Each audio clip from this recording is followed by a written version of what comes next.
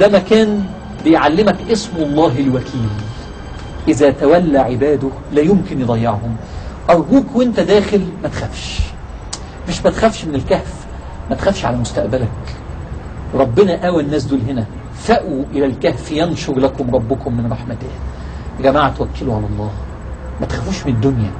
لو ربنا معاك قول حسبي الله ونعم الوكيل، امضي وقول له وكلتك يا رب، حسبي الله ونعم الوكيل، وانت بتتفرج على معجزة من معجزات ربنا، ازاي ربنا بيأوي عباده ويتولى أمر عباده. تعالوا ندخل مع بعض إلى الكهف. بسم الله. سبحان الله، احنا اخوانا دلوقتي جوه الكهف، وهذا هو المكان الذي ذكره الله في القرآن. أنا الآن ما زلت في مدخل الكهف، وما زلت ما دخلتش على الحجرة اللي كانوا نايمين فيها. أنا في المدخل. لو سألتني مساحة الكهف تطلع قد إيه؟ مساحة الكهف حوالي 90 متر تقريبا، في حدود 90 متر، يعني شقة صغيرة قوي. ويعني هبدأ أحط رجلي على أول خطوة في المكان اللي ناموا فيه 300 سنة. دي بداية المنطقة العالية دي مكان الحجرة اللي كان نايم فيها أهل الكهف 300 سنة في المكان ده. لا إله إلا الله، لا إله. رضيت بالله ربا وبالإسلام دينا وبمحمد صلى الله عليه وسلم نبيا ورسولا. وأنا الحقيقة وأنا بخطو الآن في المكان ده، هم كانوا نايمين هنا. يعني المكان اللي أنا جالس فيه الآن ده مكان كان نايم فيه واحد من أهل الكهف. هنا كان نايم، وهنا كان نايم أخوه، وهنا كان نايم أخوه. ده المكان اللي ربنا كان بيرعاهم فيه. ده المكان اللي 309 سنة ربنا منزل رحمته. يا عم روح لربنا، روح لربنا يحيطك برحمته. انت مش بيكفيك، انت خايف من ايه؟ انت ما بتصلحش في الارض ليه؟ انت مش عايز تشتغل لربنا ليه؟ انت حاسس بهيبة المكان اللي انا فيه؟ انت حاسس بجلال المكان اللي انا فيه؟ معجزة من ربنا حصلت في المكان ده، 300 سنة رحمة. ممكن نعمل تجربة مع بعض يا اخوانا. ممكن نقفل باب الكهف، نقفل علينا باب الكهف زي ما كان مقفول عليهم، وهطلب من اخواننا المصورين يلغوا الاضواء بتاعه الكاميرات اللي موجوده، ونشوف الضوء اللي جاي من الشمس من فوق بيعمل ايه تحت. ممكن نقفل الباب ونطفي الاضواء. ممكن اخواننا تطفوا الاضواء، طفي الاضواء. حد شايف حاجه؟ مفيش حاجه خالص، مش كده؟ لكن لا لا لا لا لا، ده في ضوء هنا. انا دخلت في الفجوه دلوقتي، انا دلوقتي جوه الفجوه. شايف ايات ربنا؟ مين اللي اوجد ده؟ مين اللي خلق ده؟ مين اللي عمل الفتحه دي؟ وليه عملها؟ علشان يجي، عشان كل ده عشان 7 شباب. شايفين انا قاعد فين؟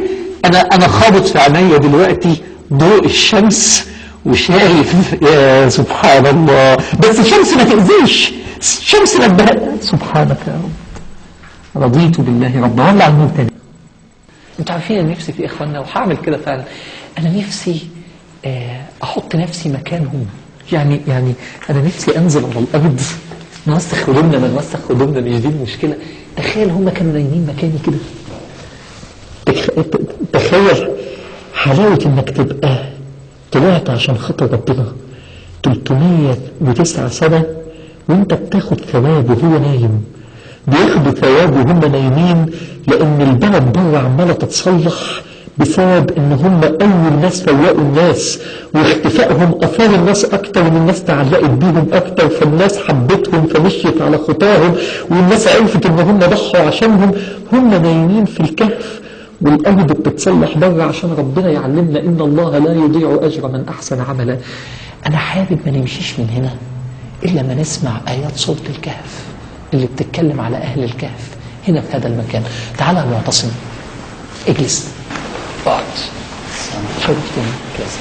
انا عارف ان صوتك جميل، بس انا حابب اسمع ايات الكهف في مكان الكهف. عمري ما سمعتها هنا. ان شاء الله. هنقرأ علينا كده ايات الكهف، ونعيش احنا والناس اللي بتسمع مع هذه الايات. أعوذ بالله من الشيطان الرجيم. بسم الله الرحمن الرحيم. أم حسبت أن أصحاب الكهف والرقيم كانوا من آياتنا عجبا إذ أوى الفتية إلى الكهف فقالوا ربنا